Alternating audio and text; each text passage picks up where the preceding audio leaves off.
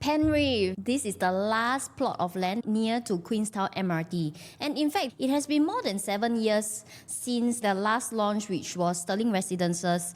Basically, I'll be breaking this video based on 4 main parts. The first is how is Penrith actually different compared to all the surrounding projects in the vicinity. And of course, just like the past few videos, also run through with you the pros and cons of this project and what actually makes this project special or basically challenging for a buyer like you who is considering Penrith today. The next one is definitely what most of you are curious about. What is actually the price that we are looking at, and what happens next if, let's say, Penrith is not what you are looking for. I would also be sharing with you the sneaks of this project based on the information that I have based on today's filming. Just some basic info about this project. Penrith is a 462 units development with 99 years leasehold condo, which is developed by mainly Guaco Land and Hong Leong. So it is located along Margaret Drive, featuring 2 40-story towers. This development also offers 2 to 4 bedroom unit types with full facilities and also featuring an early childhood center. This is 4 to 5 minutes sheltered walkway to MRT, one of the last plot of land in Queenstown, which is nearest to MRT. Penrith is a little bit different as compared to Commonwealth Towers and Queen's Peak. The 2 main things is they are very close to the MRT, and there is a high chance that they will hear MRT track sound. They are actually located on a very wide road with multiple lanes. So this actually will mean that residents here, if they are facing towards this side, they will be able to hear the MRT track sound and also road noise. Penrith is actually more unique because there are actually blocks over here that will actually help to block off the noise that come from the main road and also the MRT right here. So in terms of the unit mix, Penrith actually comprised of only 2 to 4 bedrooms. There are no 1 bedroom here, which means that it will cut quite a lot of investors looking at small units, which also means that Penrith would be more focused towards people that are looking for own stay. Just a quick disclaimer, the details that are actually mentioned here has not been finalized yet and they are subject to changes. I do not have the entire floor plans as well, so be sure to stay tuned to the part 2 of my video where I'll actually be doing my floor plan analysis just like all my previous videos, which you will be able to see on my channel. Why do I want to share with you the unit mix? So if I were to put myself in the shoes of somebody who is buying into this area, I think the main concern would definitely be how is Penrith different from all the surrounding resale projects. Why is it important for us to know? Is because if I do a quick search on this area itself, right, there are actually quite a few sizable developments that are not too far apart in terms of age. So take for example, right beside Queenstown, we have Commonwealth Towers and Queen's Peak, Sterling Residences at 1,259 units. And slightly further up, there is Margaret View. So all of these units add together, including Penrith, is a total of 3,611 units. And Penrith, you still have to wait for another 3 to 4 years for it to be fully completed. So does it make more sense to consider all these projects since they are not too far ahead in terms of age? They are still under about 10 years old, not very old, and they are also equally as convenient as compared to Penrith. If I dive deeper based on the individual unit size, here's what I found out. I actually laid all the different projects based on the different unit types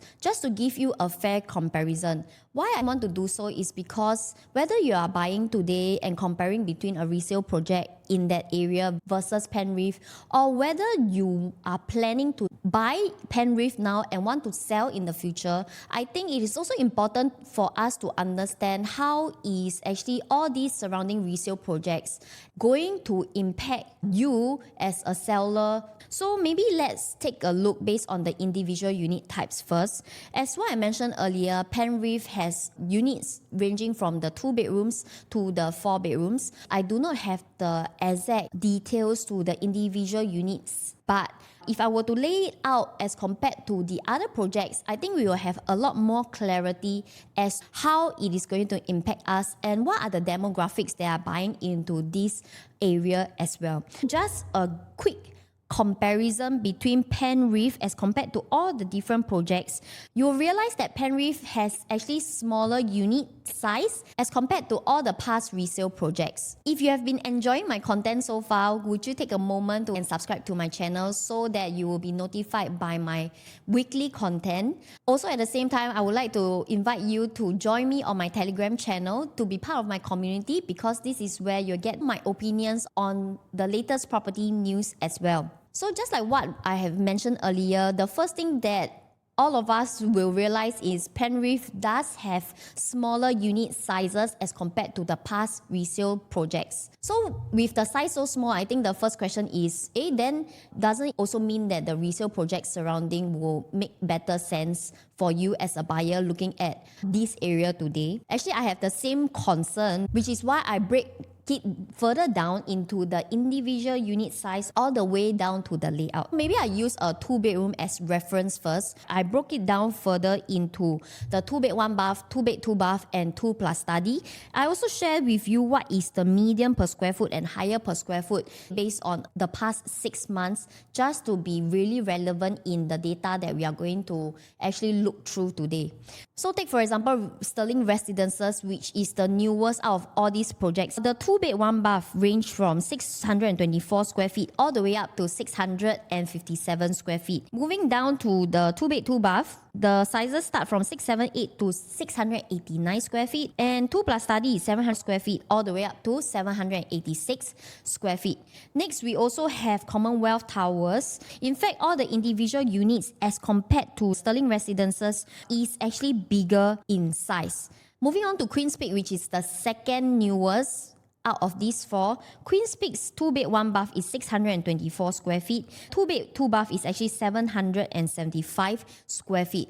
Lastly, we also have Margaret View, which is a little bit further away from the MRT. So Margaret View's 2-bed 1-bath and 2-bath is stated respectively. Why do I actually want to share with you this? Because I think it's very natural for us to actually say that the newer the project, the higher the per square foot. But in terms of the price trend and price growth, Sterling Residences and Commonwealth Towers, they actually perform much better as compared to the other two projects right here. Sterling Residences, these 2-bed 2-bath, the highest transacted is about 2,600 per square foot. As for Commonwealth Towers, is about 2,300 per square foot. Once I actually lay out the floor plan side by side, then I realize what is the reason behind this. Why I actually want to share with you this is because even though we look at Penrith's size at possibly between 614 square feet and 678 square feet, I think the first thing that comes into our head is, are we getting shortchanged? Let's look at Sterling Residences first. So even though it's 689 square feet,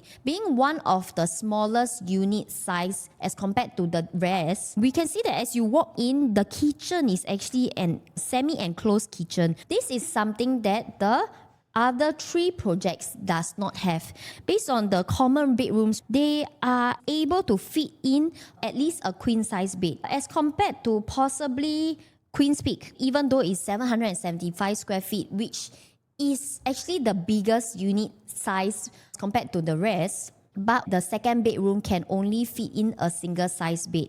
Likewise, for Margaret View, even though it is 700 square feet, the second bedroom, even though it can fit in a queen-size bed, but it is tucked into one side as compared to what you can see from Commonwealth Towers and also Sterling Residences. Both of the bedrooms, even though it is definitely not the most spacious, but at least they will be able to fit in a queen-size bed and also side tables on the side. So if we look at 2-bed 1-bath floor plan comparison, I think you will ask me, why is it that even though Sterling Residences, Queen's Peak, both of these unit types are same in size, but the layout is completely different? Sterling Residences 2 bedrooms can fit in at least a queen size bed, as compared to Queen's Peak, the second bedroom can only fit in a single size bed. 2 bedrooms is usually the sweet spot for first time buyers, especially if they are very young, or even people who are looking to downsize. And when we compare all these layouts side by side, I think the key thing that we can realize is there will be a strong preference for layouts such as Sterling Residences,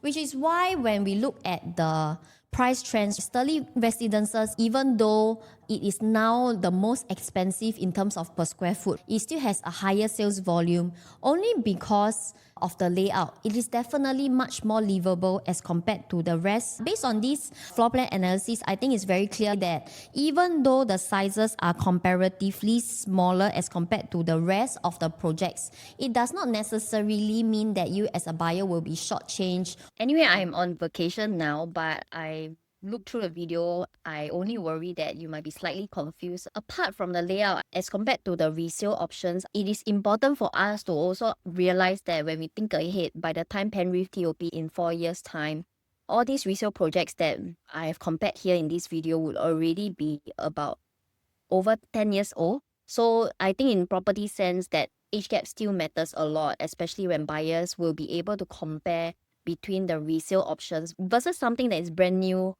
just like Penrith, 3 to 4 years down. And let's not forget that all these 4 projects, they actually belong to an era whereby there is no GFA harmonization. Will also mean that last time developers are actually allowed to build very big balcony sizes and also very huge AC ledges. And as a result, even though it seems that you are paying for bigger size, but however, it does not translate to the fully usable space that is located here. And why is it important is because Penrith is actually the first GFA harmonized project, and as a result of this ruling that developers now have to follow, this will mean that there will be more efficient layouts, and whatever dollar that you are paying, you are also paying for the fully usable space as well. In fact, based on the resale prices, I think it's very clear to say that layout still matters. Big doesn't mean that it is good. In fact, sometimes even though you're smaller, you still tend to be able to appreciate more, because in this area, buyers still have a strong preference for layouts that are good.